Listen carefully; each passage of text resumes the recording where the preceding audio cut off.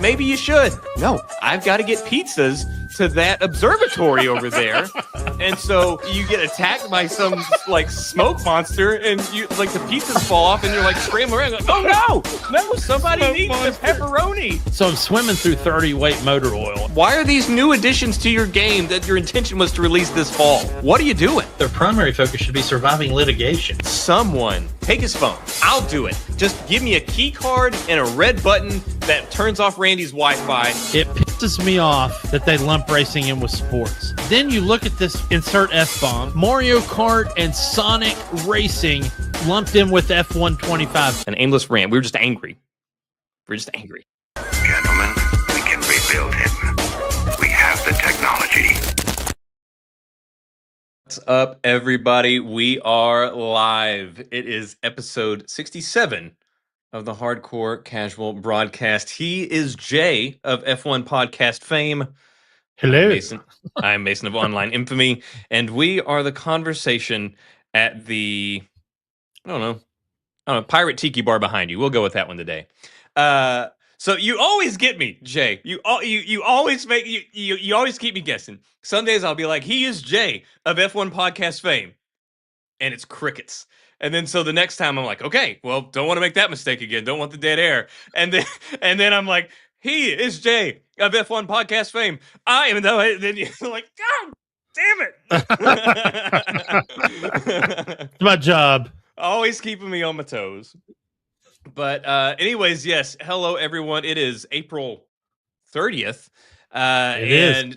Yeah, I went ahead and just labeled this the hangover episode, which would, if we were to make this an official thing, this would be our second hangover episode, where it's just like there was so much big news the week before that we kind of have to just reponder it, say some additional thoughts. The first one was the Game Awards, of course. We did the Game Awards, then the week after we kind of like thought more about what happened there. But last week was huge, or at least for us, for this show, because we had the massive reveal. I mean, it was a poorly kept secret, but we finally got to see Assassin's Creed Black Flag Resynced, which was a huge thing in all of gaming. Yeah. A big one for us was the Expanse Osiris Reborn beta. We got to play through that, got to talk about it, and then of course we got some more 007, and then today we have some more 007. So we're going to talk about, it's just going to be a mixed bag today. So we're going to talk about Assassin's Creed. We're going to talk some Osiris Reborn. We're definitely going to talk about 007 because even more 007 news is broken there, because there was, I didn't even know that this had happened, but there was a big thing where a bunch of like content creators were basically allowed 3 hours of playtime, and that embargo is up. So we've gotten a lot of opinions from people that have gotten some hands-on time, and I know that you have cruised the all the little threads in the gaming news sites and gotten a whole list of news stories, some smaller, some larger, from games and entertainment. Yeah, and a lot of it was the 007 stuff, so I'm looking forward to sharing that. But we did have, and I want to get this out of the way too, at least to our viewers, if they don't watch anybody else. Sony made the decision, and I'm speaking specifically to the PlayStation crowd, to incorporate DRM on their network. And some people who were just dying for clicks on their content decided to put out wrong information and say that this DRM means that if you don't log into the PlayStation Network every 30 days, all the content that you've purchased digitally, you'll lose it if you don't log in every 30 days. Sony was quick to come back with the proper, and of course, anybody with half a brain realized it quickly, that you have to, when you buy a game with DRM, you have to log in one time to verify the purchase, and that's it. So I don't want people out there getting scared they're going to lose their purchase content if they don't log in once every 30 days. Because I can tell you, with Genesis and with the Expanse demo and with Crimson Desert, I haven't logged into my PlayStation in over, it was a couple months before I did, like yesterday. And all my stuff's there, able to play it. Everything's cool. So I just wanted to throw that out there as one of my quick stories. Well, I do have a question regarding that. Now, granted, I'm not. I only started seeing those headlines sometime today because I've been in my editing dungeon for a week. But as far as DRM, I'm lost as to why Sony even felt compelled to do that. Like, why does PlayStation even need DRM? I mean, it's Well, not like I think a lot of it is to combat pirating, especially with people that mod their PlayStation, but that's and I not think that nearly as big of a community as it is on PC. Like it's got to yeah, be a and fraction, you would or think that, maybe but you know, maybe not even 40%. it's more like 5 to 10%, but you know, a lot of people think it's 40. People that use girl math, for instance, will think it's 40. But anyway, I think the name when you blow apart the name DRM, I think that says it all. It's digital rights management. That's really simple umbrella to put things under, and I think a lot of people are starting to figure out. You know, we're starting to reach the end of the PS5 life cycle, and Hmm. like with any generation, once we get towards the end, people have that thing pretty much cracked. Um, and I But remember, it's such a smaller community though than it was, because I remember it used to be a big deal whenever you could jailbreak your PlayStation or whatever, and I and did it. but I don't even hear about that anymore. No, you don't.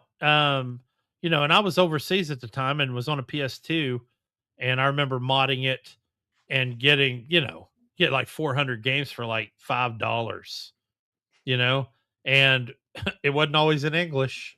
So I had to learn to play it not in English. I played Monster Hunter 2 in full Japanese with a 400-page Microsoft Word document to talk me through the cutscenes. So I don't think I've ever yeah, wanted anything that bad. well, I mean, I mean, I loved Monster Hunter; it was so good. But yeah, I don't know why they're doing it, but it's going to cover anything that you buy, whether it be music or games or movies or whatnot. So I don't know That's got to be an why even choose it smaller now. percentage of people that buy music on PlayStation, like the people that bought True, movies on Xbox. and I have a bad feeling this is more about whatever comes next than it is about what's going on now. I think they're using That's a good what's going point. on now as just a stepping stone and basically their own version of a trial period to see how it works before My they big move on to concern what's there next. would be though that like one big thing that always comes up with DRM on PC is that games, especially depending on the particular DRM that's used, Yeah, is that it can have anywhere from a negligible to a like horrendous. substantial impact on performance. Yeah. Uh, and then it's like, okay, well, obviously, console games are already far less powerful than a PC, obviously. So we're already working with tighter margins.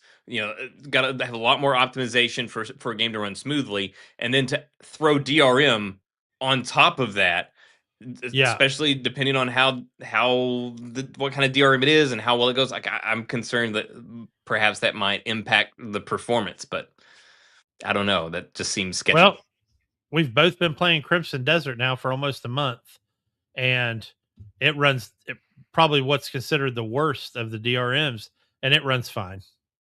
I And mean, mostly. There's always hiccups. There's always some frame yeah, drops well, and stuff yeah, like that. yeah, yeah.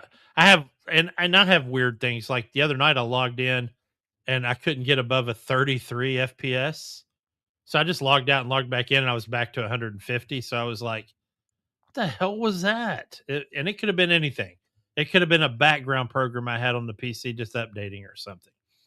So a lot of times I think they get undue blame for people that just don't understand how computers work. But um, for the PlayStation, I don't see any serious unless you live in like I don't know, man, Ferris, Nevada or something where they don't have internet or cell What phones. Ferris ever do to you?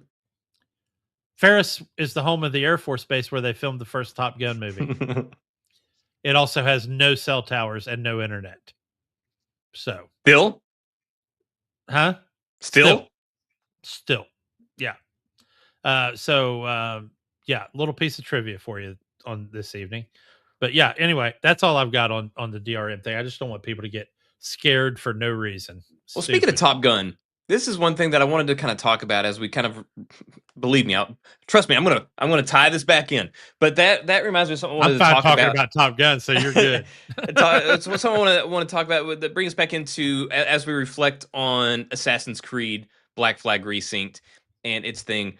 As we've got the big reveal and all that, and we'll talk about some other stuff. But one thing, a friend of the show, Bear Adventures, go check him out. We'll definitely have to get him back on soon and get him in third chair again. But he was talking about he was doing a streamer. He was watching the trailer as well, and he was talking about how like did anybody ask for this, which was a question he asked on our show too. But then he kind of pondered it on his stream, and some people say no, nobody asked for this. I would say yes, I wanted it. And now granted, it was also because Assassin's Creed had gone so far off where it started, and as we've made an entire video on what we would do to get Assassin's Creed back on track to, Yeah. kind of get it back to where it was. What would we do to fix Assassin's Creed? And it kind of made me think about the one of the big differences between video games and entertainment like movies and stuff like that, because this is the thing we'll always hear where they said, well, nobody asked for this, for like if they're going to remake a movie, we didn't need this, we didn't want you to do this. And it made me think, so like a movie, it's a completely different preservation proposal. Like as long as a movie's been properly preserved, we've got it forever. Like okay, you Right. can have great grander special effects or whatever, but oftentimes the practical, especially Top Gun for example, I mean that was all practical. They did practical effects. Like you can't replicate that any other No. way. But that's one of the things where it's like I think that's why people always give a hard time to game remakes the same way that they would do for remaking a movie or something like that. And I think that they're two very different things. Where because like a movie, as long as it's been digitized and whatever and it's held, we don't have to worry about the film Yeah. literally rotting and no longer having access to the master. Uh, it's good. We've got it. It's there. It's preserved. Whereas video games, we have one the fidelity level. I like I said, I know that there's a thing with like CGI and things like that we couldn't do back then that we can do now with movies. But it's such a completely different thing whenever we're talking about polygons and stuff like that on the OG PS1 versus what we can do now. And then also the fact that like as we go forward, you know, backwards compatibility that's becoming less and less of a thing, or some games are able to like play backwards compat, but not all games. And then we've got some games that had an online component, those servers get shut down. I think remaking and then there's also the fact that there are some games that are incredible that people just will not play if they're not remade. You've got plenty of people, graphic hounds, things like that, that if the game is Yeah, not we know one. yeah, if the game is not PlayStation 4 or more recent than that, and Yes. PlayStation 4 might even be pushing it. Like they're not going to touch it. They're like, "Ew, Yeah. no, get it away," So there's some of these experiences that people will only get through remakes and stuff like that. So I think it is like a bit of a different value proposition than the typical sort of movie remake. Yeah, I because don't we know, know but people that won't even play the Mass Effect Legendary Edition. yeah, Rob. Uh So, you know, I Yeah, so I I I would don't have know. played it if it would have just been. I'd still play the regular one. I mean, I don't even, that's just me. Yeah, I do love that game, and we'll talk some more about some Mass Effect 2 here later on in the But show as we I, talk comparisons to the Expanse. But I want to uh, say this too because you brought it up, but also thinking back to Star Wars when pre Phantom Menace, Rick McCallum was the executive producer on Phantom Menace. And before that, as a trial, they did the special edition of the Star Wars trilogy. Um, and he announced during his little behind the scenes documentary, he's like, if you don't currently own the original Star Wars trilogy, you'll never get to see it again because some of those film proofs were absolutely exactly what you said, yeah, melted, destroyed. Some of the CG that they did for the special edition, they had to do because the original part of that film was destroyed. yeah, So, You made a very good point, especially for people that do. That's the downside, I think, of practical effects. If those are ruined, you're not getting that shit back. Yeah. So anyway, Yeah. sorry, I didn't mean to. No. Tangent. That's the whole point. And now like Yeah. whenever we talk about like it's not nearly as big of a deal now because almost nothing is shot on film. Every once in a while, you'll get a director that wants to do something crazy and shoot their entire film on film.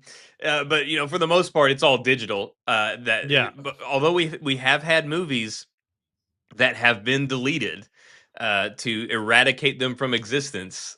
See Batgirl, where Warner Brothers like deleted the files because they didn't want it ever getting out. So, which is crazy. Wow. Yeah. I mean, Yeah, I never knew that, but it makes sense. Scorched earth. I guess they've never officially confirmed it, but that's the heavily rumored is that they ensured that it would never be released, even leaked. But to get on to the Black Flag, though, just as we've had a week to think about it and a week to process all the death threats we received in the comments, what do you think now that you've gotten to see it, to kind of like get more time? Because whenever we talked about it, it had been like 7 hours that it had been live into the universe. Yeah. So now that we've had a week to process it, have you had any changing thoughts or shifting perspectives or any realizations regarding it? Well, first off, as I mentioned last time, I'm super excited regardless of what we get. It is my favorite Assassin's Creed. I'm not the only one that feels that way. That was my favorite for sure. I'm a huge fan of Edward Kenway's character because he's so ridiculously flawed, and I love flawed characters. And yet, still, if you follow the main storyline, he makes some good decisions to get himself through the story.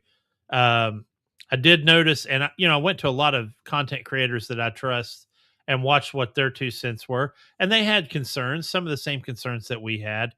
But where I found the majority of what I'm Gen X, so I'm not going to use the word triggered. What I found in the comments, though, was the amount of people that could not believe this was the one being remade. And the majority, and if I had to put a percent on it, I'd probably say 40 of people that just to let everybody know, these are whatever we throw out the 40. This is a reference, not an actual number. So don't take that. These are jokes. I looked this one up. It's 40%, but is it really?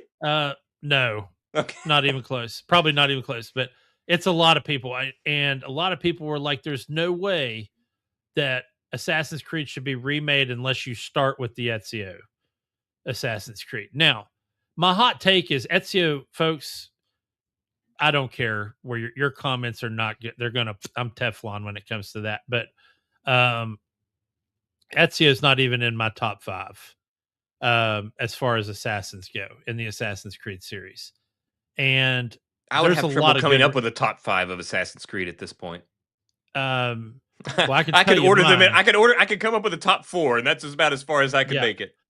And mine are not just based on the character itself; it's the era of history in which their game takes place, and it's the story of that character, not necessarily the story of the game and where they came from and where they can go. That being said, Edward's my favorite. I loved Jacob and Evie in Syndicate. I thought Bayek had one of the most troubled, dramatic stories that there were and was able to rise from it. And it cost him so much in the end. And I love that Ubisoft went that direction. I liked in Odyssey, I liked Cassandra and Alexios. Alexios, whoever voiced him should have not got the job. He was terrible. But I love the story. Cassandra, whoever they hired for Cassandra, did a great job. And so, I love those 2 as well. But as far as coming back to Black Flag Resynced, I'm super excited. I think this definitely should have been the one that they remade because it's a fan favorite, and B, it was the linchpin between the parried animation and the fold over to what we got with the Origins Odyssey Valhalla piece. Now, I love those games too. I do. I don't like the Hunt for Soft Leather, but other than that, I really enjoyed those games. But yeah, I love Black Flag. I played Black Flag last week. And I played for probably 2 hours, went up to a legendary ship and did that stuff, and did a couple missions on land, and got into some naval combat that, and I was like, man, this is fantastic. And this is not even the new one. So still can have fun with it. And anyway, I'm excited about it, man. I know you have concerns that are probably a little step higher than mine are. I would love the parried animation because I think it looks cinematic. But it's not going to be a deal breaker for me if it's not. It's just going to be one of those things where I'm like, I wish I had it. I It's not wish going it to be was a there. deal breaker for me, but as far as just not having paired animation, because I didn't expect them to have it anyway. Like I've said, I didn't expect it to come. It would have been great, yes, but I knew that that was likely not going to be the case. I just Yeah. want what they did do to bridge the gap a little bit, because if what they did is just what they've been doing with some fancier, flashier finishers, it's not going to be enough to make, because then it's the combat won't feel swashbuckling. I'll use that term so that's the best I've got to talk about That's how a it good felt, term. because that's just like I said, it was like the perfect marriage of game mechanic and the material that it was for that combat system. And so that was one of the things that I saw in the comments. Was there were people that said, like, well, the new one is objectively better, the new combat system is objectively better, the old combat system sucked, it was too easy, and this and that. And then other people that were like, okay, no, this was the superior thing, it was cinematic, you should feel like a god, all this stuff. And uh, one thing that I had responded to, one of the comments talking about it, was, they were talking about how the old combat system was too easy.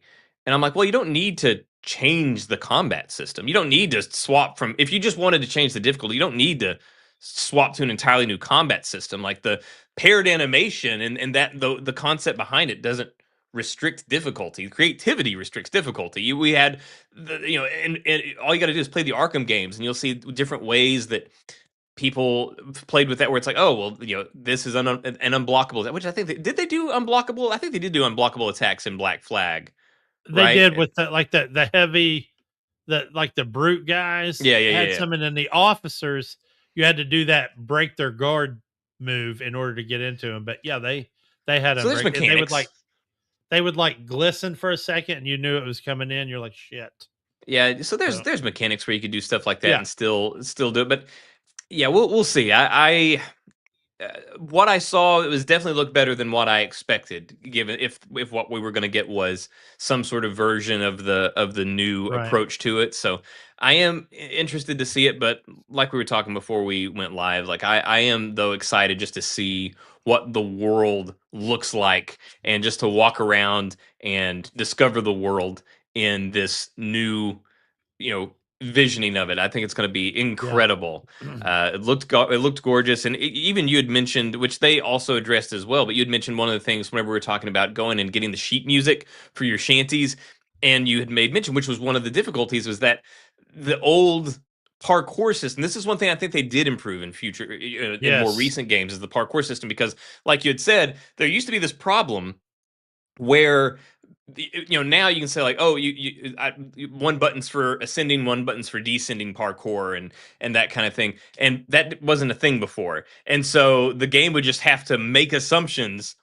on what your intention was. Oh, Yeah. does he want to jump from the tree branch down to the fence post, or does he want to jump from the tree branch up to, like, this roof line, thing? And it would just toss a coin. I don't know what it did to decide what it thought you wanted to do, but it The was worst very, was very often incorrect. anytime you had that Y-shaped tree, there was an animation where he would just kind of go in between the Y shape and keep going forward. But every now and then he just hook a hard left and jump to your death, and you're like, dude, And- why would you ever think I wanted to go there? yeah, There's yeah, nothing in that direction. yeah. Obviously, I'm going towards the fucking piece of music that's floating in the sky. Yeah, I've been chasing it for the last, like, Yeah, 300 meters. Where else would yeah. I be going? Hey, let's take a hard left and jump to our death instead. Yeah, clearly what I was aiming to do. I was just Man, sick of this. Uh, yeah. so yeah, I think there are definitely things that they have improved that will serve this game better, and the parkour is one of them, and the visualizations. I'm excited to see what they do with the ship, but yeah, I'm certainly more excited than I was. And like I said during the thing, I did not expect. I love Black Flag. Like I said, it's my favorite Assassin's Creed game ever. It is one of my favorite games in general. And but given my reservations about the game. I did not expect to get goosebumps watching this review, and I did. I did get goosebumps watching it, and Yeah. I got that feeling back, which is I think is the big thing. That's why you need to remake Black Flag, not start from Altair, not start from Ezio. I have never gotten the same feeling as I did with Black Flag. That one there's just a feeling associated with that one that you don't get anywhere else. My second favorite game would be Syndicate whenever it comes to Assassin's Creed, Yeah. but that one is obviously grounded. It's not. It's you can't just like go around and do all this stuff, travel to islands and sing shanties. There's just something about Black Flag that just captured this. It was this perfect moment in time. I don't know, that just it's got to be the one that you start with if you're going to do remakes, and I hope it Yeah. works. And man, I absolutely agree with you. And the funny thing, as much as people talk about the game and the gameplay, they forget that the story was freaking excellent, dude. Yeah. And you're meeting all these world famous, and they're terrible men, but you're Hmm. meeting all these incredible And women. pirates from history and women. And Marion Ann Bonny was one of my favorite ones on there, and then Mary Reed and Ann Bonny, and then we had Blackbeard, and we had Charles Vane, and we had Stede Bonnet, and we had Calico Jack. I mean, there were so many people on there, and some of the regalia that you could acquire during the Oh, so game and get cool. Captain. Like, I love the Captain Morgan set. I mean, I wore that, Lord knows, forever. And the added activities, the diving bells for treasures, and the shark. And it looks like the shark thing got a complete redo. And then the whaling, which they've made it a point to say that has been brought back. Um, and then, of course, the legendary ship battles. But I was actually going to get in touch with you this week because I feel like with what they can do with graphics, if they don't at least have one of those.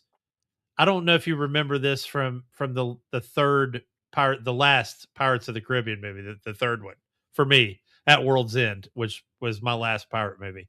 They fought in that maelstrom, Hmm. and I thought, man, with today's graphics, they should be able to do like one of them legendary ship battles in a maelstrom. How cool would that be, man? I would be pretty sick. I hope that they do some crazy stuff around Me those too. legendary battles. Yeah, We got we've got the dynamic weather system, so who knows? They could also like have some impromptu, major waves and stuff like that just coming out of nowhere. I don't know. We'll see. yeah. I'm very excited at the prospects. Like I said, my reservations is the combat and whether or not some of the gear and enemies will be leveled or not. But everything else, it looks incredible. I'm excited to play it and give it a shot. I hope it works.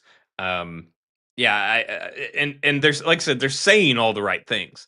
The people that they have making the game, like the game director was involved in the making of the first one, and now he's the game director. He's over the whole thing. So Yeah. it's these people are not just people that they picked up out of nowhere and just doing whatever. Like they have connections. They have They're Black invested.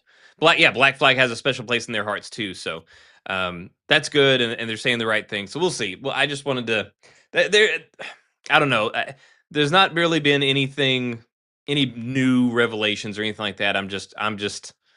I'm hopeful, but it's one of those things where it's like the more hopeful I get, the more nervous I become of that hope being dashed. Yeah. But we'll see. We don't have to wait long. We don't have to wait much longer. No, we don't. But I don't Man, know. Do you have anything else on Black Flag? No. no.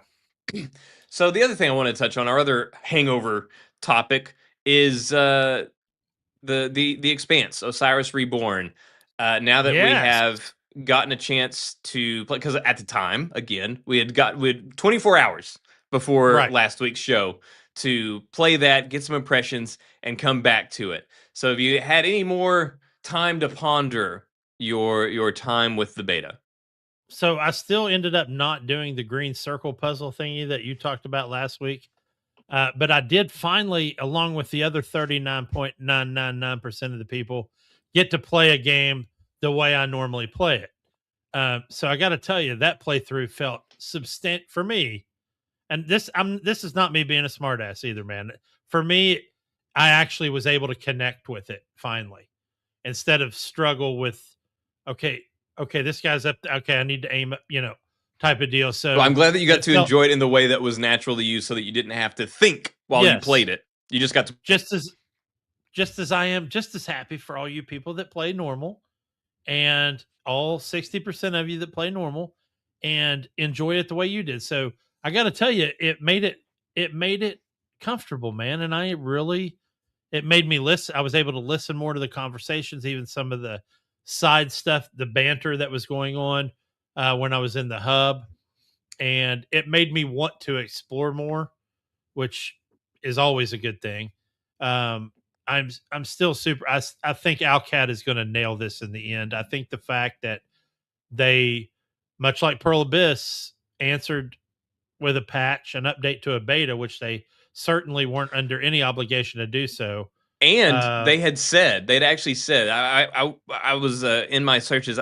I'd actually read one of their community manager had posted on a Reddit just before the beta came out, that they had no intention of. They said, if there's something really broken, we can update it. But they're like, otherwise, it's a beta. It's for feedback. We don't intend on patching it. And they got some stuff that they thought was important enough to patch, and so they did end up patching the beta. But originally they'd said there was no intention of doing that. and I got to tell you too, and I've seen this happen before, but it's been a while. It wouldn't bother me because I would like to see this part of the game.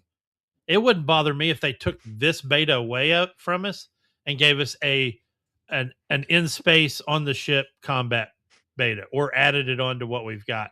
I'm not asking for them to add a bunch of stuff, because at that point it'll be one of those things where eventually it's not even a beta anymore. It's just early Yeah. access and we're getting chunks of the game.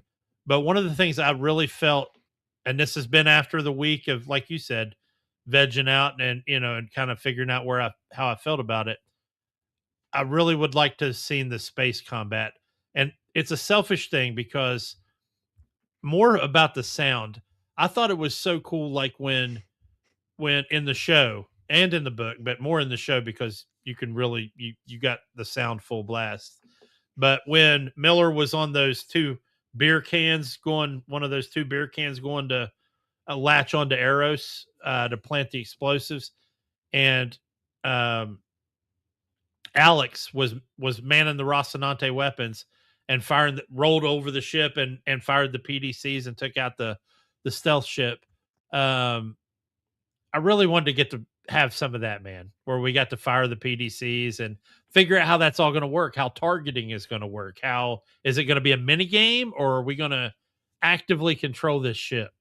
Well, I think there's two probably primary reasons why we didn't. I think one is that they wanted to have, if they were going to do, they wanted everything to fit together. They don't want to do the thing like, well, what will happen with a lot of previews for like publications, things like that, or websites like IGN or something, is they'll do things where they'll give them, okay, here's a level from early in the game. Okay, now here's a level from midway through the game. Here's like an end game level, stuff like that, so they can get experiences all across.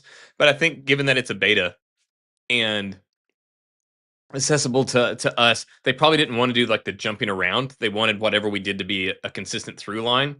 Yeah. And the other thing is that looking at the questions that they were asking on the survey for those who played, I think that probably would indicate that whatever level of interaction that we have in space with our ship, they're confident in. The survey that we took at the end of the beta was very clearly targeted at wanting to know, like down to very detailed, what we thought of what we played.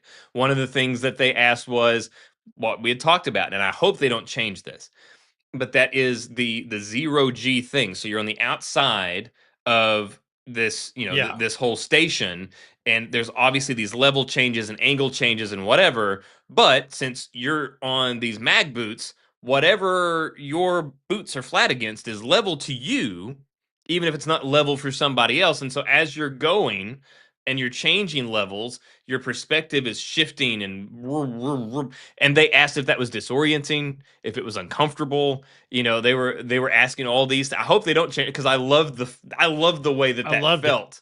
I That loved it the that way it it made me feel, and it Yeah, wasn't always exactly. good either. There was a couple times I was like, "Ooh," Yeah, but but it's like that's how I should feel. yeah, exactly. That's what I was saying. Like, there was some Yep. times where it was a bit disorienting, but that's Yeah. what it would be like.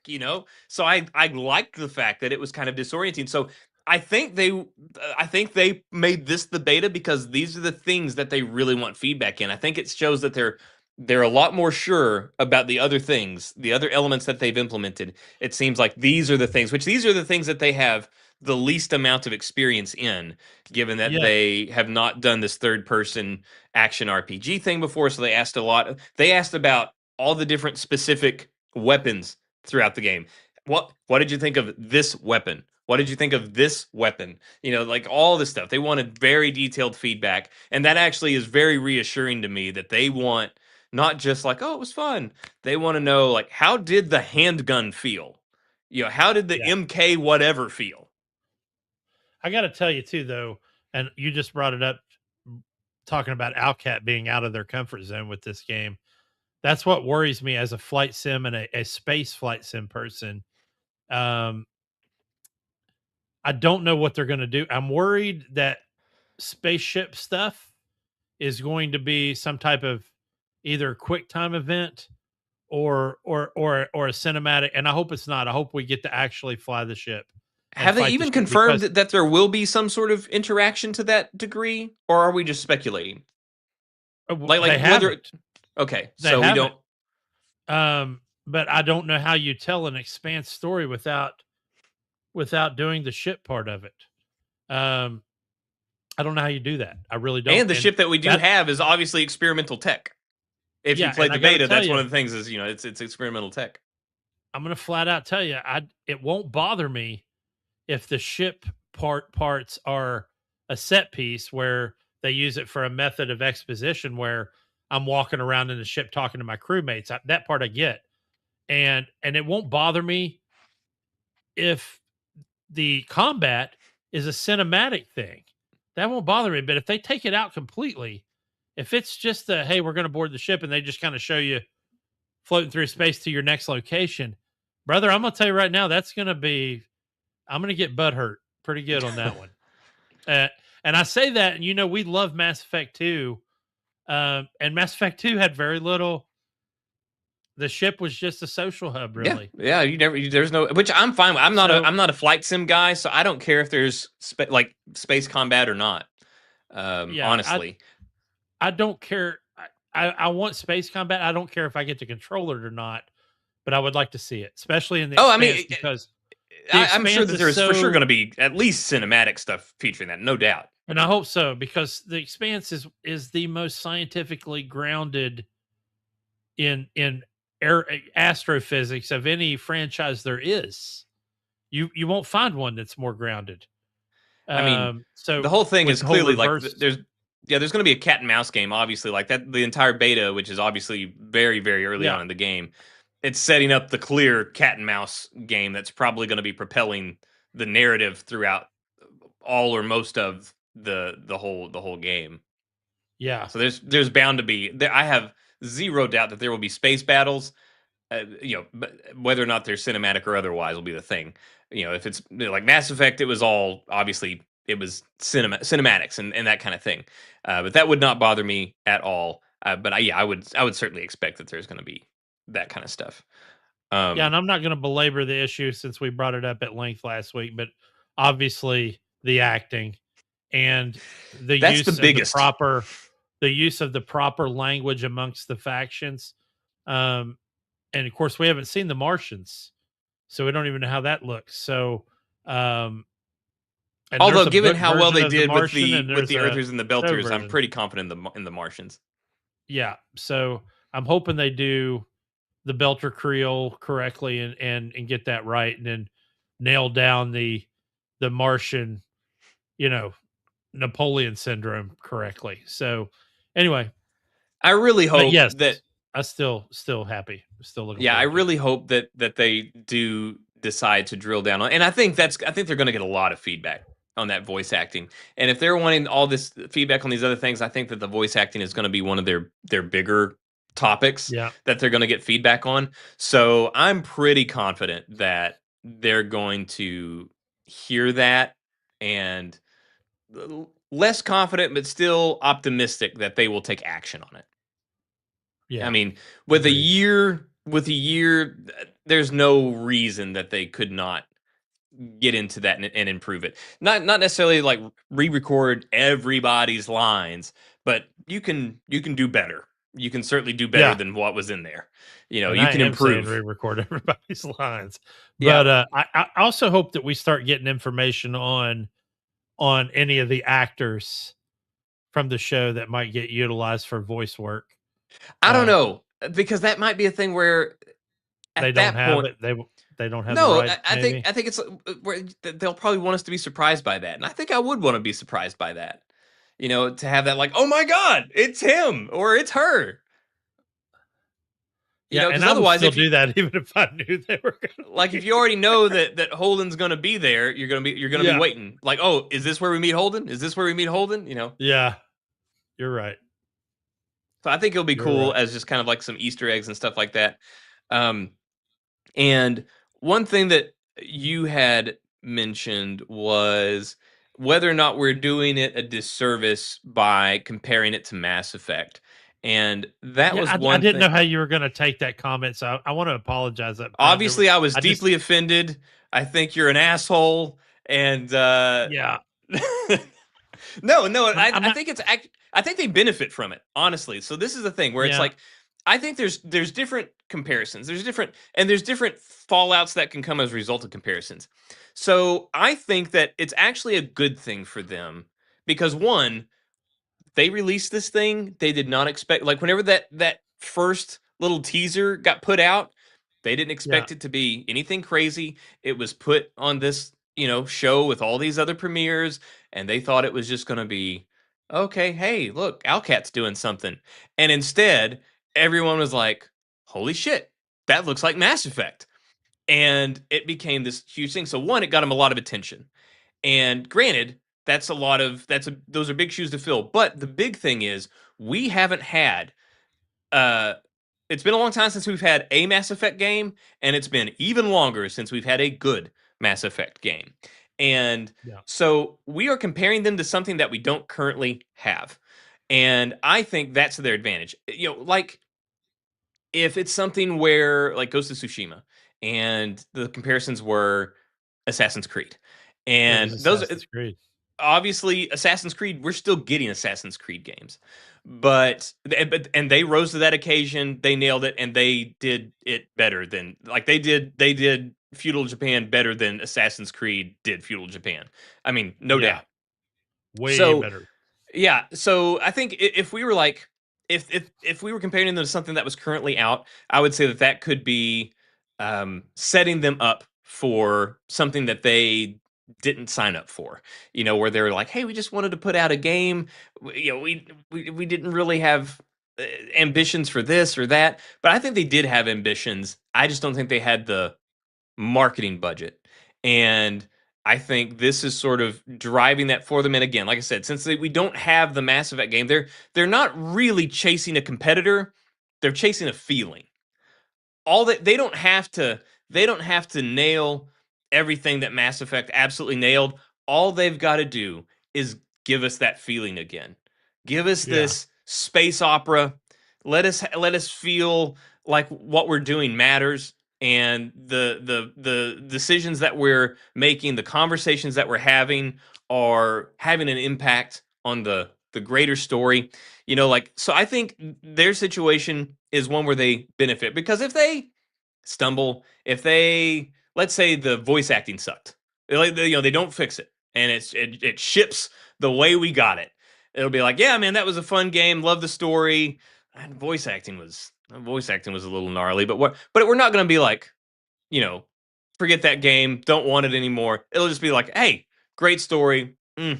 Not so much on the voice, but it's not like we're going to be saying like, well, they didn't live up to Mass Effect. Forget these guys. I think Yeah. what we want whenever we compare it to Mass Effect is we just want that feeling again, and they've got an opportunity to give us that feeling. And like I said, they don't have to do everything perfect. They don't even have to do most things perfect. Just give us this compelling sci-fi space opera narrative that you're gonna chase anyway because that's what you're doing. You're chasing after a sprawling space opera in the books and the shows. And yeah, I think it's okay. I don't think that we are setting them up or doing them a disservice by making the Mass Effect comparisons because it's showing the void that needs to be filled in the gaming industry that hasn't been addressed in a long time. Well, and if we're just talking about the feeling, then I can concede your point on that and say that's true. We need to fill that gap, and I got that. The point I was making was that Mass Effect is its own story, and it is a very different story than the one told in the Expanse. And so I don't want people to make the comparison simply based on that. Hey, I'm the captain of a ship and I have a crew, and that's where the comparison stops at the water's edge, right? So um I think it's important that the Expanse be the story of the Expanse and Mass Effect be the story Well, of I don't think anybody Mass thinks Effect. that the stories will be similar. Yeah. Well, I mean, you're gonna have. I mean, there's people out there that still haven't. You said it before we got on the show. It's a very niche crowd. There's gonna be people that haven't read the books or watched the show.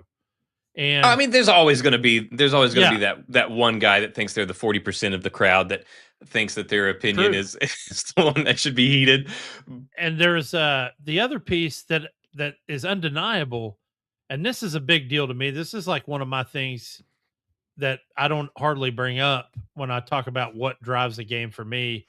But like, does the world feel lived in, or does it just feel like my character is pasted on top of this world, right? And I think with both Mass Effect and The Expanse, those worlds feel so lived in. It's like there was a whole lot of lore going on before we ever showed up, right? And that's what I loved about the show and the books with The Expanse was that we started out 200 years into what was already going on, right? We didn't just start when Mars became a colony and the belt became a thing. They've already been doing it. There's people born that are Martians. And Mass Effect was no different. They'd had this huge war a bunch of years ago, and then they'd had the genophage thing with the Solarians and the other guys and Krogans. Krogans. Yes, sorry, thank you. And it felt like we were catching this in the middle of the book, right? So I was like, and I love that. I Oh, me love too. That's feeling one of that my way. favorite things And whenever it's done well. yeah, I love having to piece this, which is exactly why. And he caught a lot of shit for it back in the day, which is exactly why Lucas started the Star Wars saga in the middle, because he's like, I want you to wonder what happened to get us to this point. And so those are all super important to me. I just, it was one of those things where I was having you, we were talking about it and I was thinking about my feedback and I'm like, I want people to start saying this is a good Expanse game. But I And mean, the way you do that though is as you we've talked release a about good before. Expanse game. Well, I mean, Yeah. we've talked about before about things like Crimson Desert, for example. Yeah. And one of the criticisms being like, oh, well, it's just a collection of mechanics. It's got this mechanic from this game and this mechanic from this game, and so it's just a And hodgepodge of this and this and this and this. But it's like again, like we said, well, the way that you drive these mechanics forward is you keep using them and you keep developing them. You iterate, and so I think that and again, let's not pretend like they didn't take some major uh like inspiration from Mass Effect. They clearly did. So this is yes. obviously one thing that they're like, they did this well. They did what we're trying to do. So let's take that formula and let's iterate.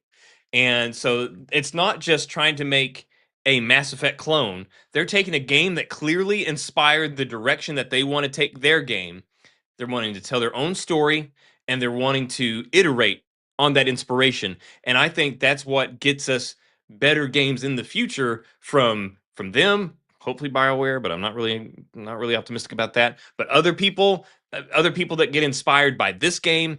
So Yeah. it's one of these things where it's like I think that taking inspiration and acknowledging those inspirations and embracing those comparisons, I think that it can be an inherently good thing and a motivating thing. And like I said, it's very clear that they took the inspiration, and it's very clear that they're wanting to iterate on it and improve. And obviously, like I said, BioWare's not doing it, and they don't seem capable of doing it at this point. Right. So if they're not going to do it, then let's go here and see what Owlcat can do. And obviously, as as the viewer count on our last video will attest, it's not nearly to the level of hype that a lot of games are, but it's certainly their most hyped game ever. I had never even heard of Owlcat until that trailer dropped because they'd been, the top down like RPGs on Yeah. PC. And so they were new to me, and so this is so even though it might not be the biggest stage ever, it's the biggest stage for them so far. They are rising to the occasion, and I think that sort of kind of chasing this dragon is driving the team to do better and better. And I've been like, obviously, we had criticisms about the beta, but if you just say, Yeah. what were your thoughts about the beta? Just period, boom. What overall was it? I'm impressed. They did a great job. If I did not know that this was their first third person action RPG, You wouldn't have known it. I wouldn't have gathered that from the game, from what we played. They're killing it. So yeah, Yeah. there's always going to be small things to improve on, but I think them sort of like trying to outrun this ghost is serving them well, and it's lit a fire under them, and I think they're killing it. I tell you what's funny, and it's kind of crazy and unique, is that we're going to be having this same discussion months from now when we get close to the release of Exodus. And it might even be crazier because Casey Hudson is the head guy on Exodus. So I think it's weird we got two games coming out in the span of a year that are both going to draw crazy comparisons to Mass Effect. So Yeah, I'm stoked about it, man. I'm yeah. I'm really looking forward to it.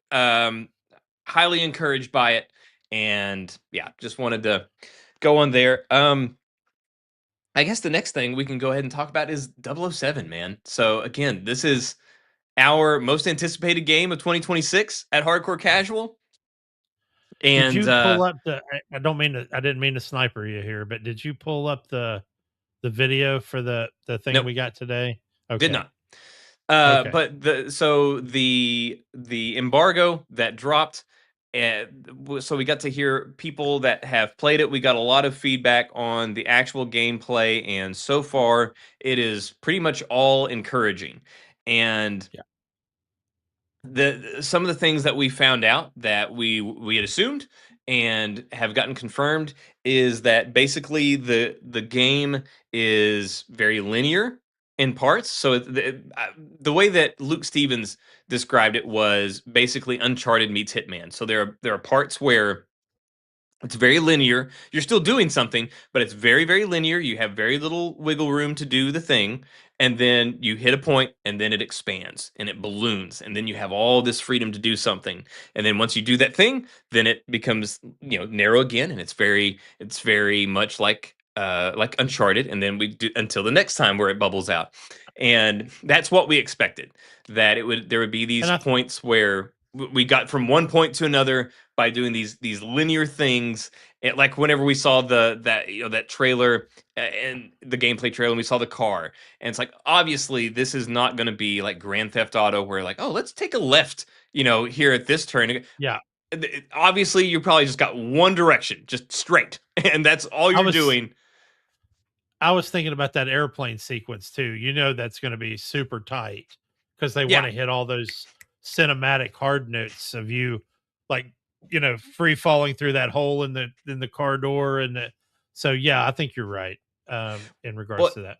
and Luke said that he said it feels very much like Uncharted. And Mr. Matty Plays talked about the bar brawl melee, that the feel, that really kinetic feeling, which is going to be new in the fact that, you know, in Hitman, yeah, there were CQC moments, but if you were in a CQC situation, you're already You cooked. failed. Yeah, Yeah. you're already on your way out, man. Like, that's, you did something wrong, and you're on a time crunch. You know, it's only even if you manage to Time get crunch to out. death. Yeah, even if you manage to get out, your score is going to suck. It's a wash. So this Yeah. one, they have this combat, but yeah, they said it's very fun. You feel it. They compared it a lot, which this is another one of our things where we said, like, we looked at what we got and we're like, looks very reminiscent of Sleeping Dogs, and Yeah. they confirmed that while not nearly as while not quite to that level, they did say though that it's very much the thing where it's like, you automatically, if you are doing something near a countertop or whatever, or there's a something on the counter that you can use, it's automatic. As long as, if you're near it and you're in this combat, it's going to be automatically, you're going to pick things up and use them, or, you know, throw somebody's head against a Yeah. pool table, things like that. So very much reminiscent of Sleeping Dogs combat. And I also thought it was interesting, the difference differences that I saw between Luke's take and Maddie's take.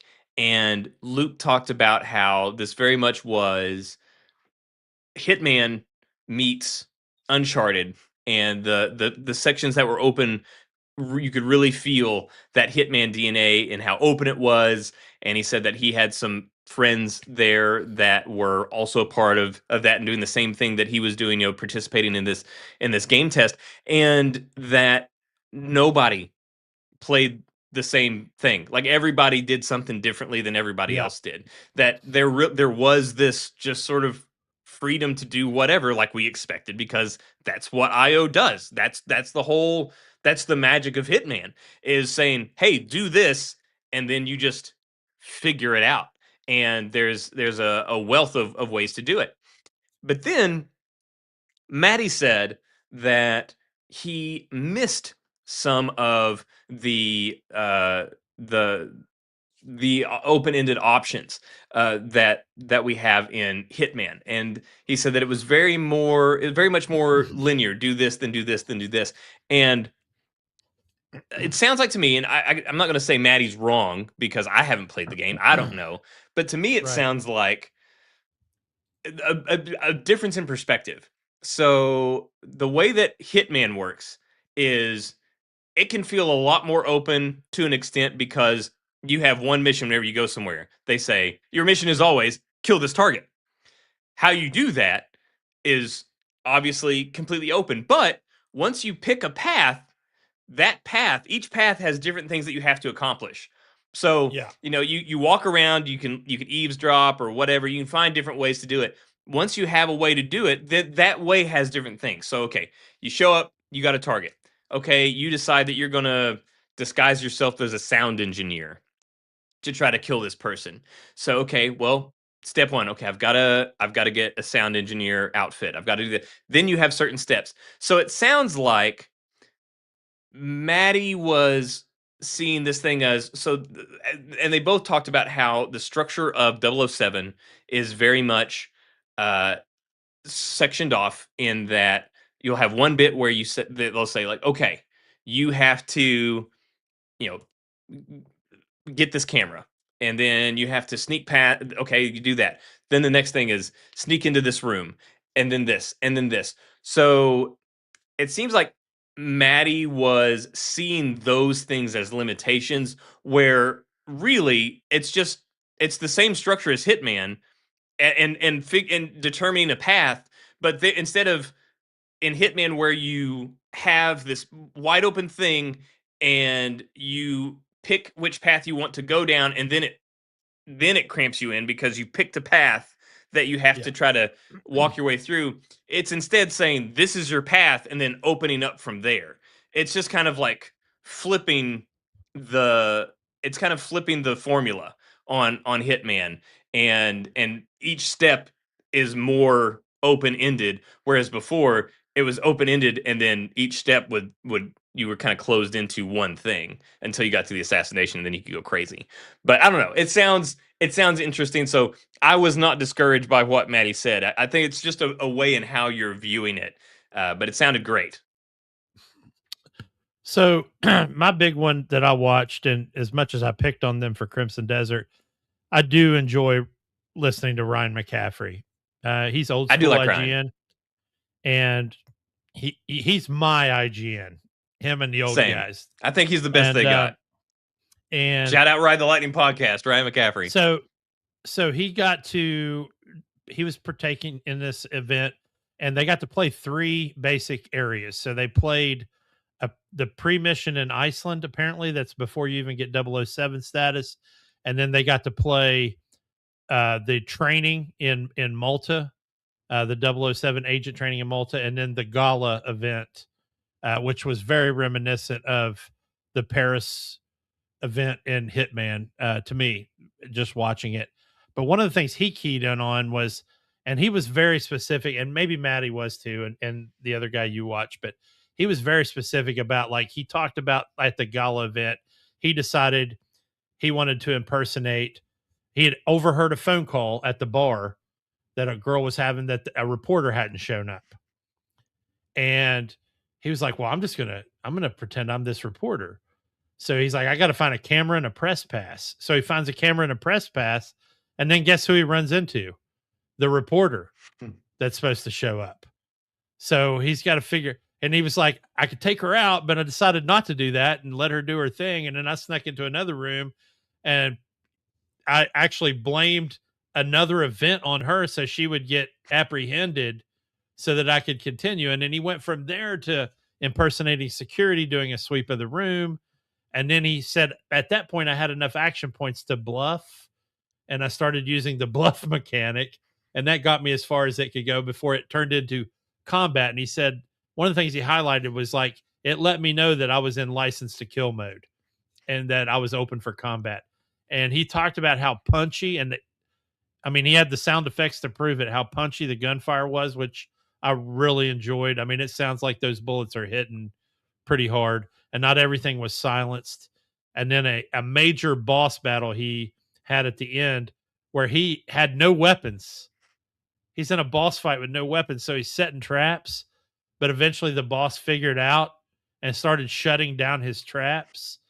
And then he wanted to stop it there because I don't think he wanted to spoil anything. But, you know, the key thing for me as a James Bond fan before being a game fan was how very Bond this is.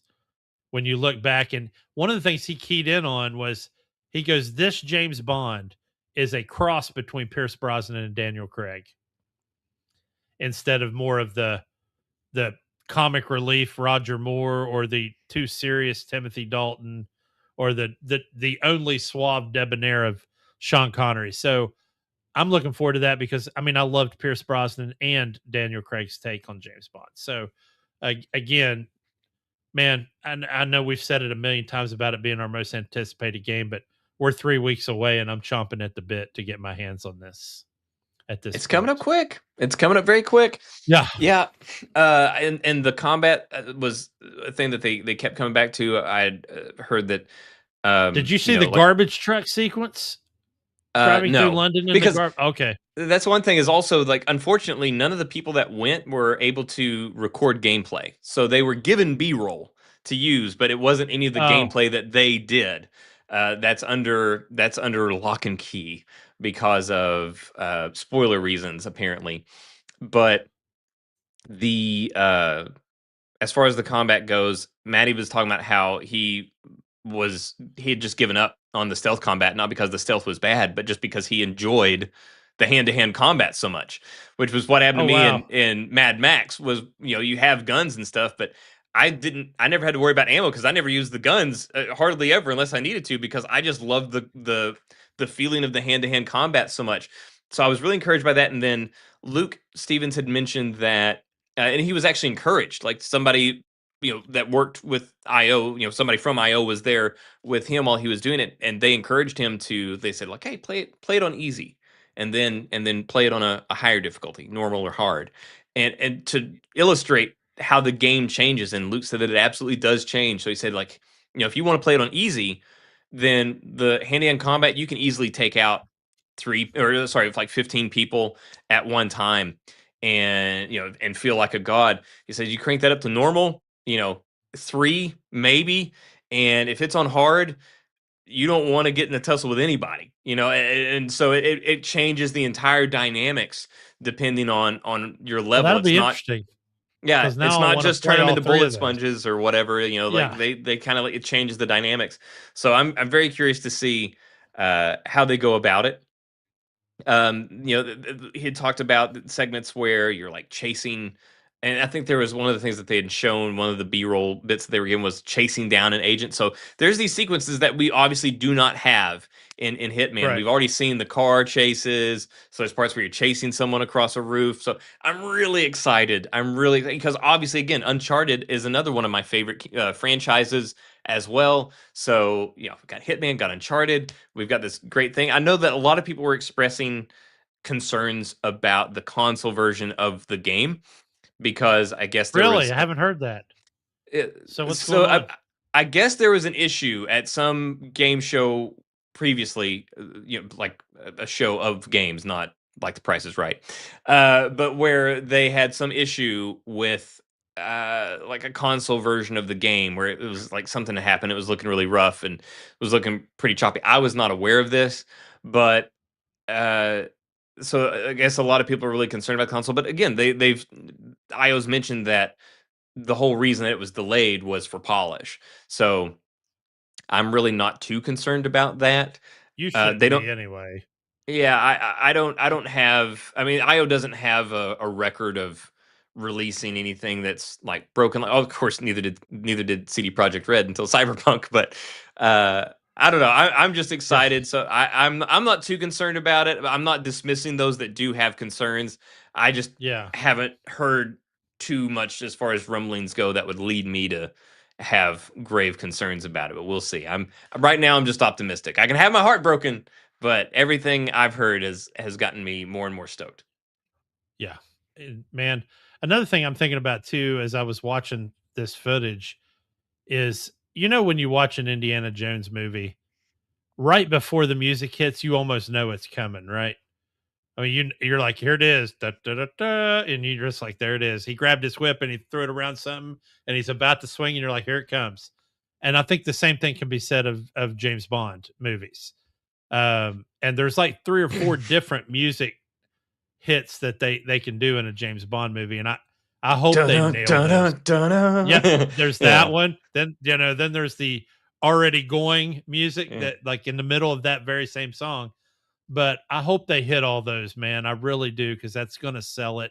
And I hope they do the thing that every Bond movie does, where they have the opening sequence, and then it flashes to the opening credits after.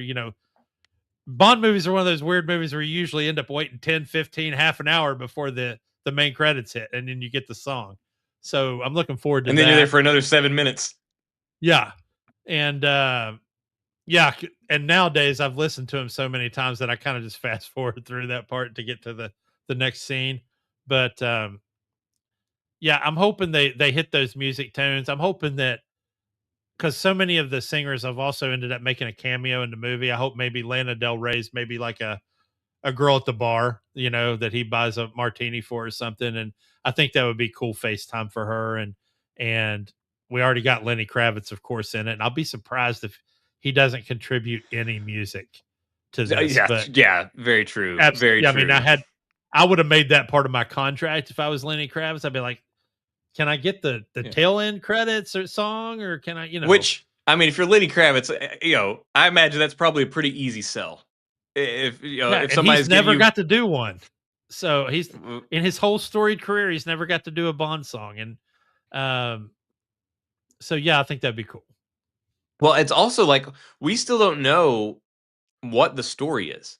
Like, because we've got, so I've heard different creators and different news sites go both ways. Some will say like, oh, the main antagonist, Agent 009 or whatever it was that went rogue, and then there's others that say that it's Lenny Kravitz's character is the main character, Yeah. and but it's like so, and then of course, like we talked about last week or week before, whenever it was, where we were talking about the collector's edition versions of the game, where one is the golden gun, and then the other is we have that golden mask, and so it's like, is it somebody that they haven't announced? Like, if those, you can't just, like, is it Goldfinger? Like, you wouldn't just have the golden gun. Like, you wouldn't make the No, collector's edition of the game have a gun that isn't prominently featured in the game. You wouldn't think.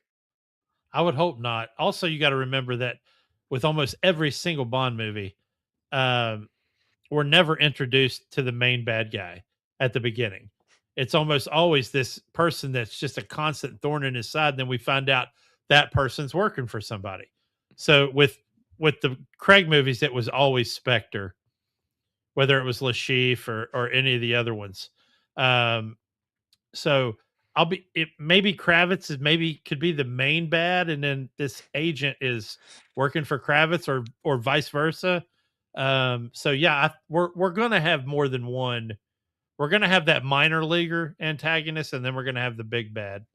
Well, and now that you mentioned that, also, again, we're talking about IO and their history. And, like, I mean, obviously, Hitman is highly serialized. So it would be great if they make this game and we've got whatever intrigue that goes on in this game, but that it also sets up for the next one with some overarching, like, multi game big bad, or hidden figure or organization or something. It would be really great if they had, three of these, like, lined out, like already had some plan in Yes, mind for some really climactic third game trilogy ending whatever. yeah. And the funny thing, I mean, if you're sticking with the Bond lore, eventually it's got to be Spectre. I mean, that was always the enemy, the main enemy. But the other thing I wanted to tell you, because I brought it up last week, we were talking about the Bond actor going forward in the movies. Actually, we brought it up, I think, in a side conversation, not during the show.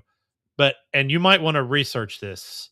But BBC was interviewing somebody last week about the game, and that person said they would be making a mistake if they didn't just go ahead and cast this guy in the movie role, It was because somebody that was in the game with him.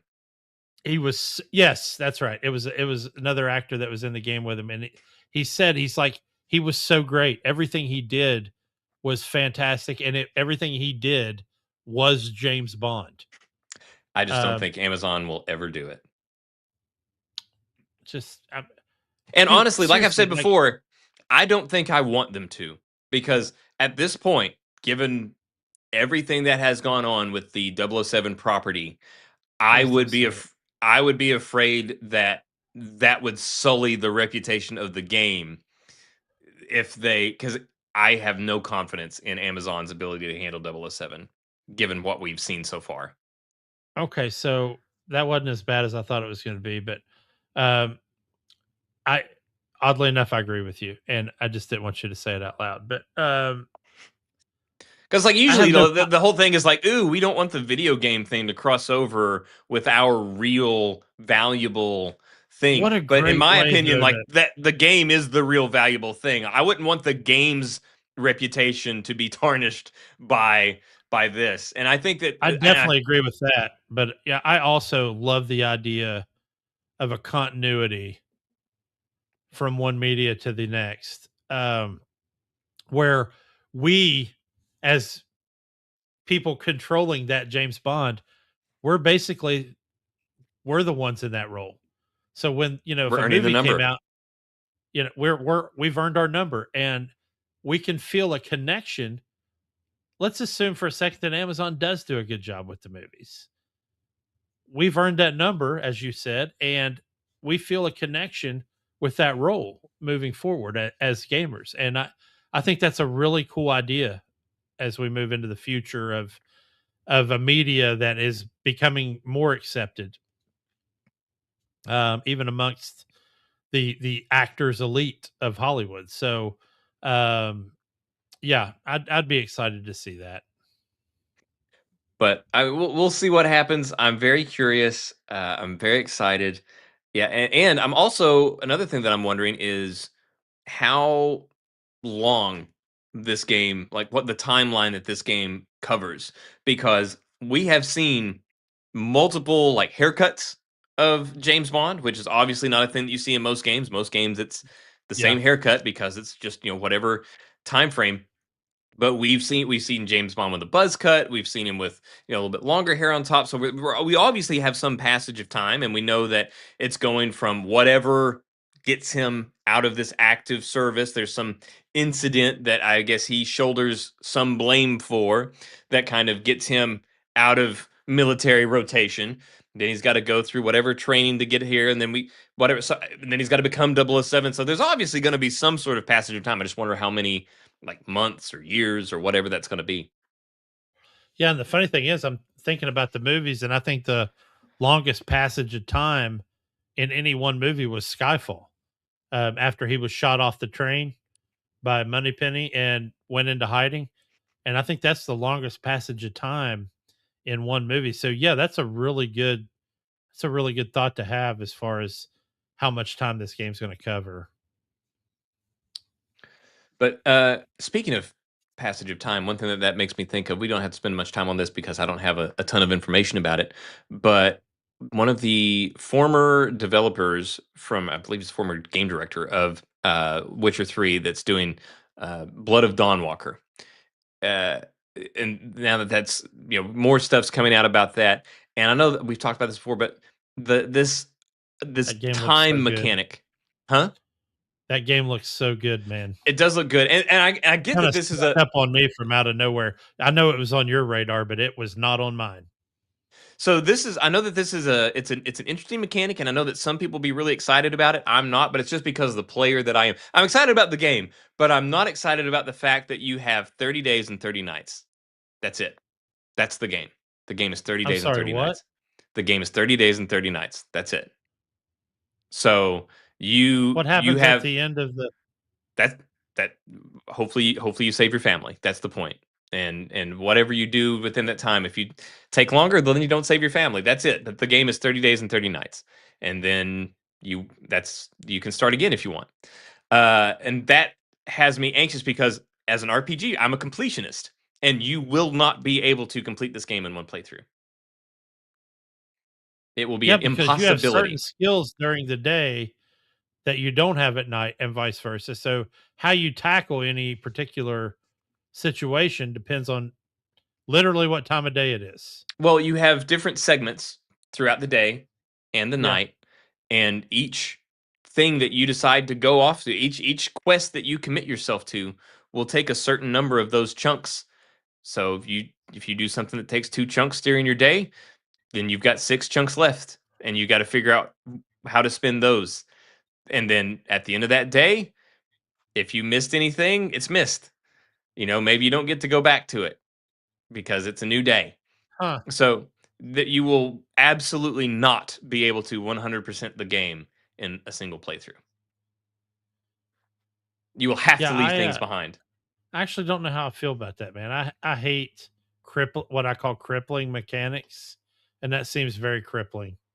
See, I guess it depends on how you look at it because I'm sure they think of that as a motivating mechanic where instead of like, hey, quit wasting your time doing all this stuff, like you got a mission. But I will say, it's the joke that we've made about Fallout 4 where the whole thing is they stole my son, and then you're just like, "Oh, what about let me help these guys out? Let me help these guys out. Hey, what's happening Hey, here? man, Let me solve a the crime with the robot." super Yeah. duper mart's out of control. Let's go handle that situation. Yeah, Yeah, you're so right. whenever it's like, well, your family, you're trying to save your family, and they're like, "Hey, Haas, you got 30 days. Like, get that shit done."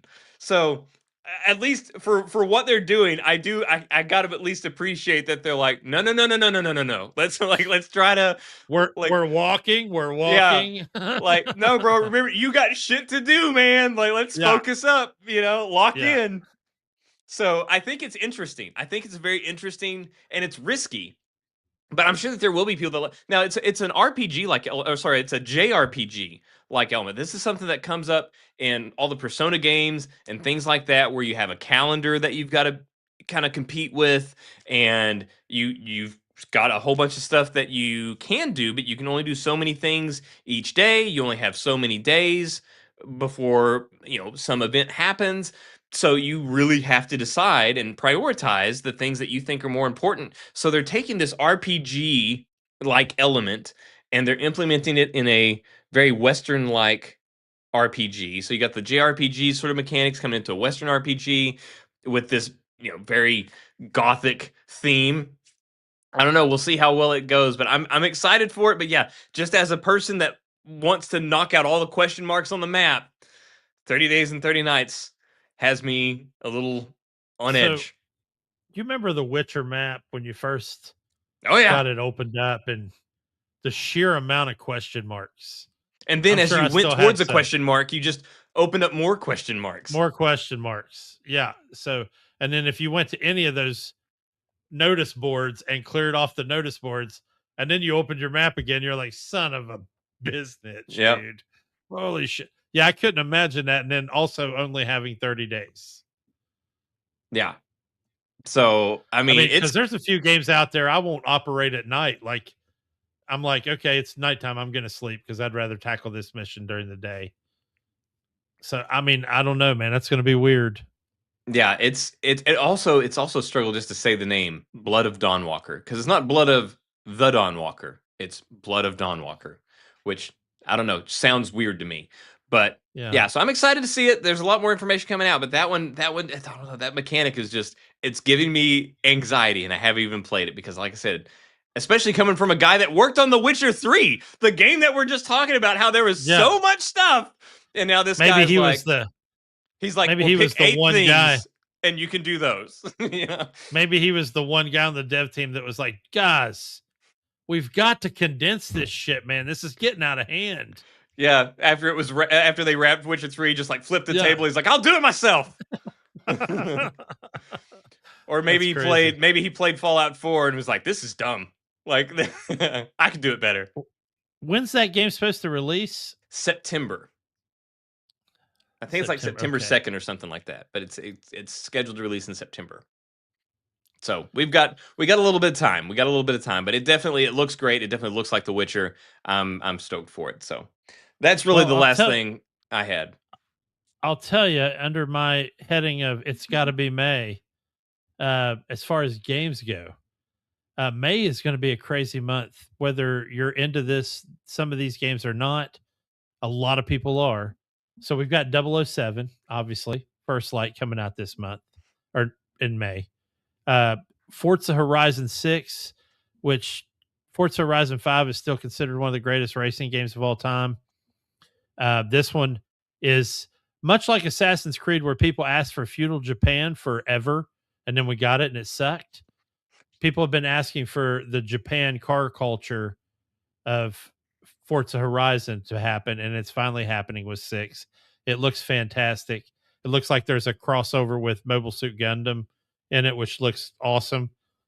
Mainly because if you've seen the videos before in Yokohama, they have a life-size Gundam that is animated and can move around.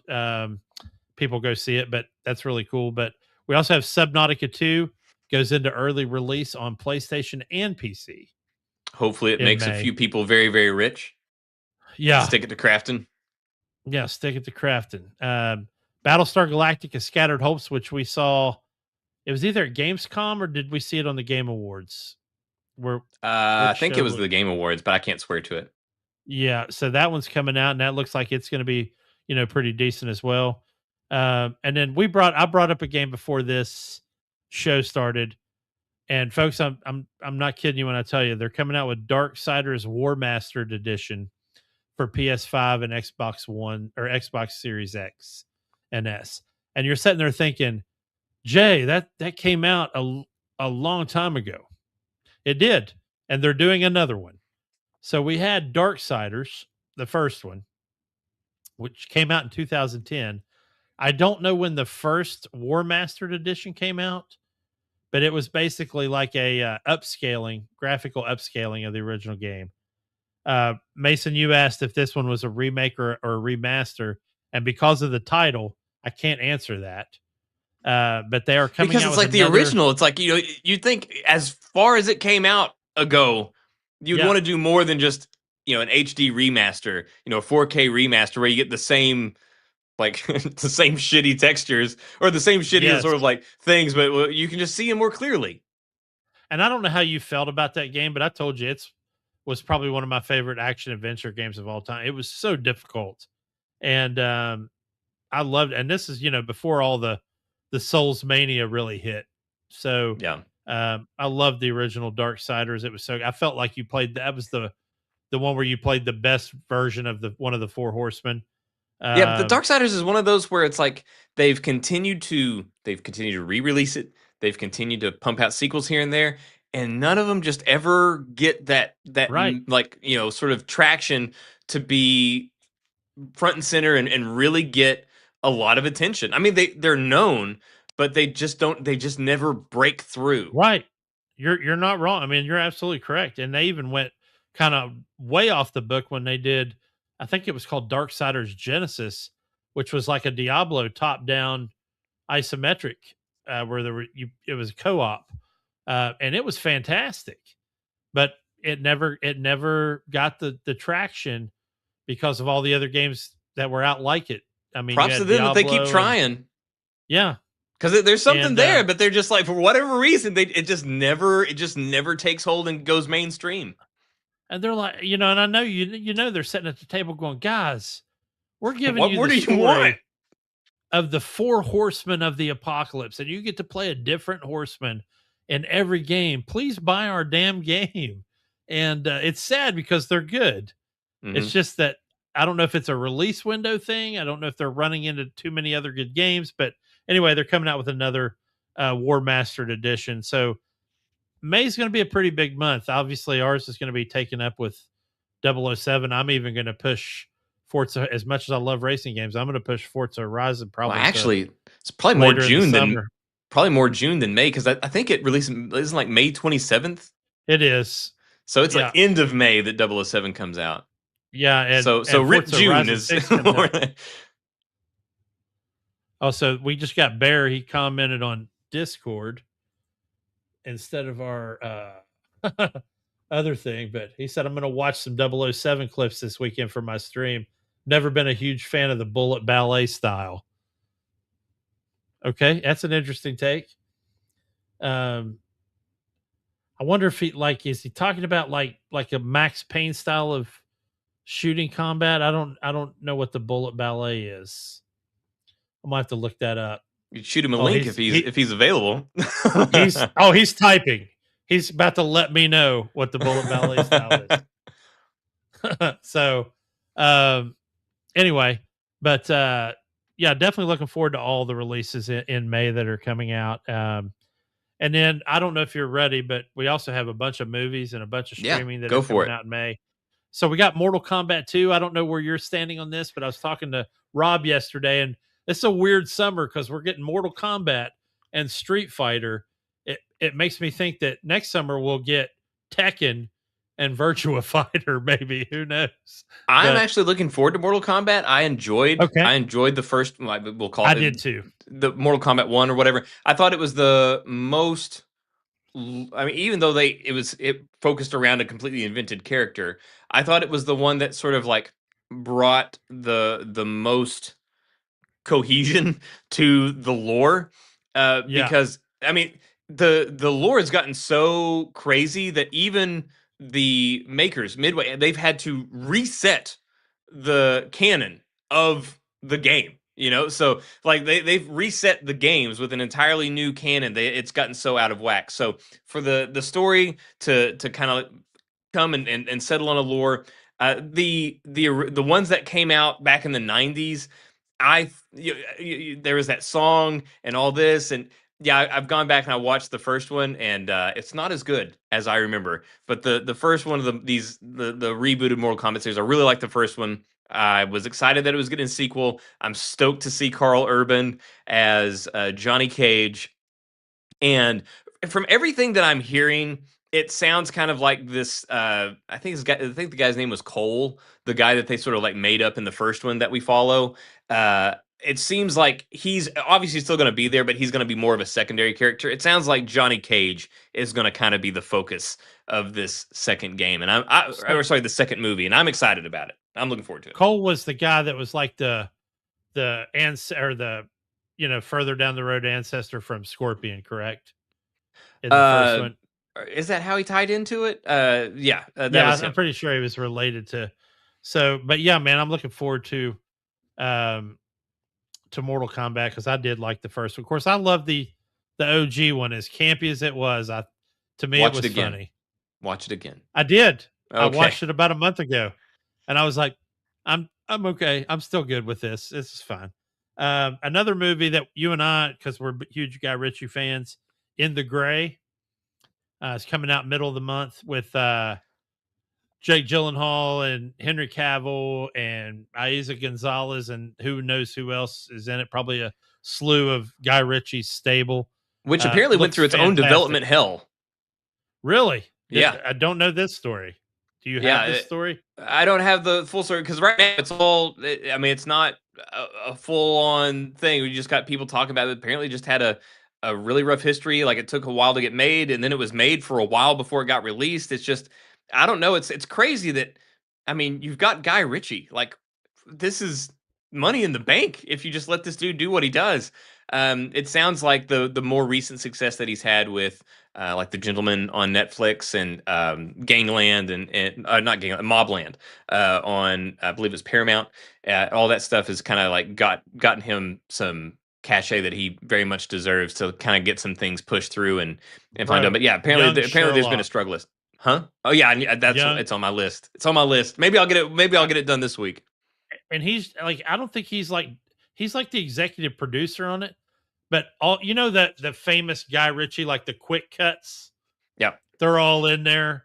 I mean, the Guy Ritchie DNA is through and through. All the actors are fantabulous. Well, same with Um, like Netflix. Obviously, it's not like he's gonna personally direct every single episode, but he will right. oversee it. And it's still, yeah, like you said, all the fingerprints, the way that characters are introduced, the way that stories weave in and out of one another, and all that The stuff. Like, yeah, quick it's all cut going to be in there. dialogue too, all Yeah, the back and forth, like the super quick dialogue, all there. So really good. But another one, and I don't know anything about this movie, mainly because I'm not a huge horror movie fan, or even if this is a horror movie, but it feels like it is.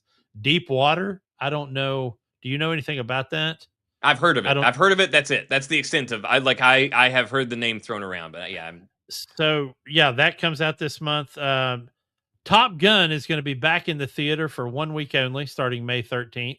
the OG Top Gun. The OG, it's a dual feature, Top Gun and Top Gun Maverick. They have special popcorn buckets, Oh my which you god! can already buy. And I definitely would love to have them, but they are the Maverick and Goose fighter helmets. Sold Um, individually, I would assume. Sold individually, of course. There are Yep. some theaters that are already selling them. I'm like, don't do that. See, that's the Now thing. they'll all I do it. Now they'll be sold out. See, that's the thing that drives me nuts. I'm not a popcorn bucket collector, but if I was like I'm that, would not like either. of course they're gonna sell out before the movie even releases. Yeah. Or if you're selling them weeks before the event or the movie or whatever, like yeah, that's ridiculous. I was like, don't do that. They're $36. It's a theater in Washington State that's selling them right now. $36 a piece. But they look fantastic. They look just like Maverick and Goose's helmets. And then last but not least, and you and I have differing views on this film, is The Mandalorian and Grogu. I would like to say before you slam in here, I got to watch Adam Savage visit John Favreau at their compound in California and Did he do it tour on the his tested place. channel or? Okay, so he got to do two different shows. One was led by Favreau. It was on Favreau's show. And then the other was he did tested where he got to do a little bit more in detail on the tested show. But it was fantastic going into seeing all the archives and Favreau taking him to all the practical sets that probably some of us didn't know were practical sets. And and seeing all of it and hearing Jon Favreau talk about it and what he's excited about in this movie. And he said, and I quote, "This is a Star Wars movie for Star Wars fans."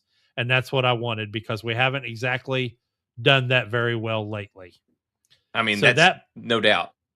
that part excites me. A, that he's self-aware and not so far above the system that he doesn't see the reality. We'll And see. two, I like Jon Favreau. I know you do too. Yeah, I love Jon Favreau. I don't think and I don't think what happened to the Mandalorian was his fault. I think that was No. that was the environment that he was forced into, that he just had to acquiesce to certain demands. And it sounds like from what I heard with both of these, both the Favreau led one and the tested one, this was kind of his baby. He got to kind of do what he wanted with this one. So, and the story sounds fantastic. Um, so I'm really looking forward to it, man. But what scares me about it is Okay. that I I I I uh, I fear that it will be Favreau's swan song in the Star Wars universe. I I think he's gone. I think, he what's the cowboy hat guy's name? His the Filoni? Yeah, Dave Filoni. I know that they had Yeah. a good working relationship there for a while, and it seems like the whole political Game of Thrones that took place there at Star Wars or Lucasfilm. I think there were some rifts there, and like I said, I don't necessarily trust Dave Filoni any more than I trusted Kathleen Kennedy, and I think that Jon Favreau gave us the most Star Wars that we've gotten in years, and I fear that James Favreau is on his way out. And I mean, I'm sure what he goes out on will be a banger, and I'm just afraid that it will be his his sign off, and it'll be sad. It'll be a sad day for the future of Star Yeah. Wars. And and if that's what it is and the movie is good, then I'll be okay with that. He said his piece, but I tell you, it's hard to watch what I watched this weekend and feel like that's the end for him. He's so invested, and so much of this IP has become his now.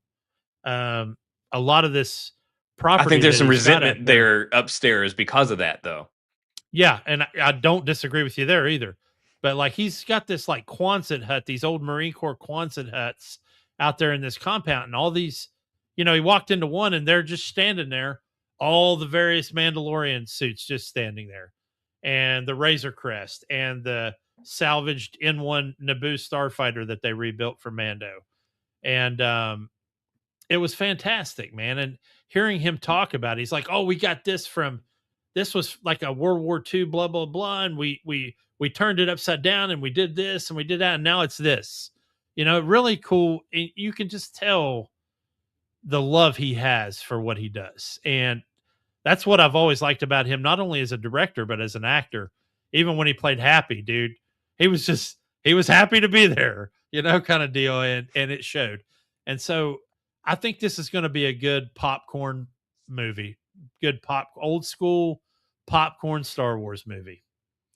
So I'm looking forward to it, and obviously it's also going to be the swan song for Din Djarin and Grogu, more than likely. Oh yeah, there's Um, no way Pedro's sticking around beyond this. Yeah. Well, he's no spring chicken now either. I mean, he's in his 50s for sure.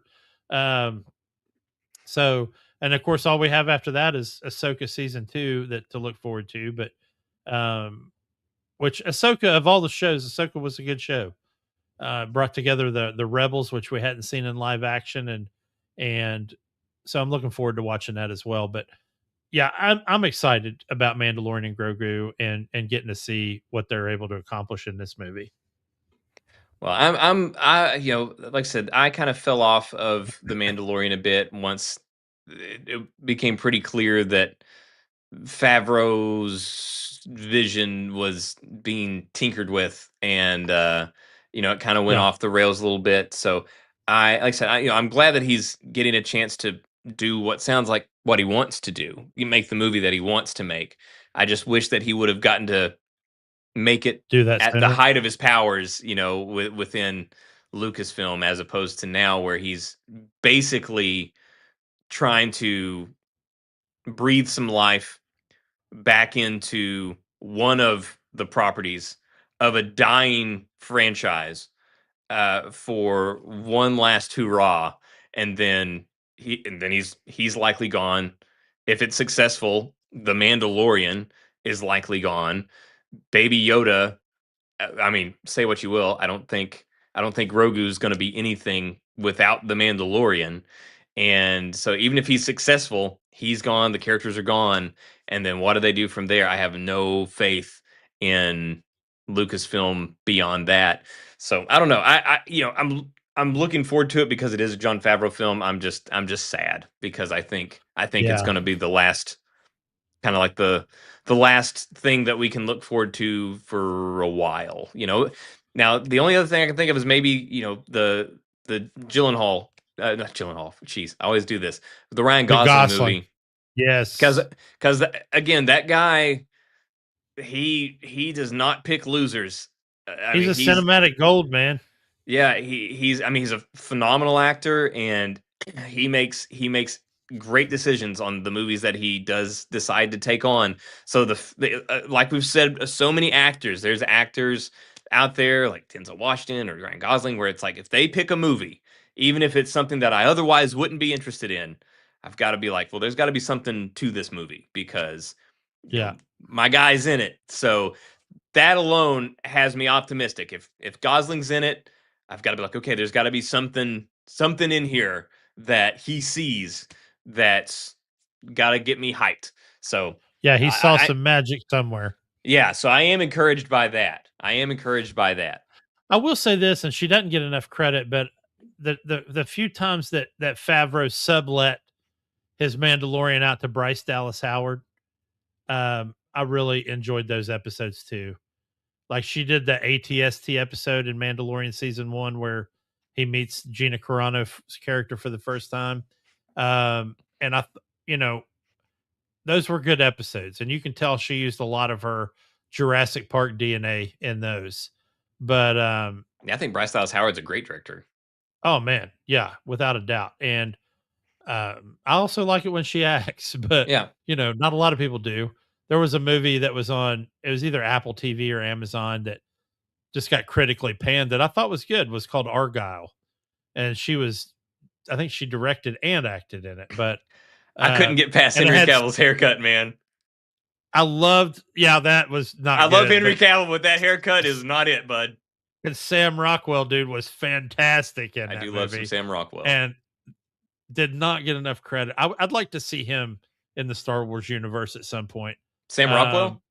yeah, He could yeah, be just good. He's great with yeah, quirky, weird yeah, characters. Like he would be a great scumbag. Like he would be a great, just like quirky, shady guy. like a cartel leader, like a Yeah, Star so Wars cartel somebody leader. in the underworld of of Yeah, of Star Wars. as I've been watching Maul Shadow Lord, yeah, I've been thinking that too. There's a couple of cartel underlords that you meet, and I'm just like, man, there's any number of actors that could have nailed that role. But yeah, Maul Shadow Lord, great show. I've got to get on Doing that. doing wonders for you know trying to show a comeback as far as quality goes. Somebody the other day said it's like a cross between Andor and Rebels, and that's not wrong. Um, Andor was it's sad that that character died in a movie, so because that's a great television show. Well, But maybe I can try to catch up on some stuff, whether it's gaming, entertainment, or both. Like I said, this is a hangover episode. Nothing big, hard hitting right now. So maybe I'll have a week off or so from editing and try to catch up with some stuff. We'll see. well, I'm ready to give you 15 minutes off tonight because I've got nothing left in the tank Well, unless you I do. am I am good with that. No, I am all set. It has been a gnarly week. And but yeah, glad that we got a chance to just sort of like sit, hang out, always look forward to it. Yes. you know, it's one of those things more laid back. You know, usually we've got news stories here and this and that and whatever. This is more of just like a chill, have a beer and just hang. But we appreciate anybody that watches. Thank you. And Bear, you'll have to come back on Third Chair again. Let us know when you're free, and Absolutely. we'll chat. And but anyways, thank you guys. And yeah, I guess with that, we'll talk to you next week. Peace. I must bid you adieu.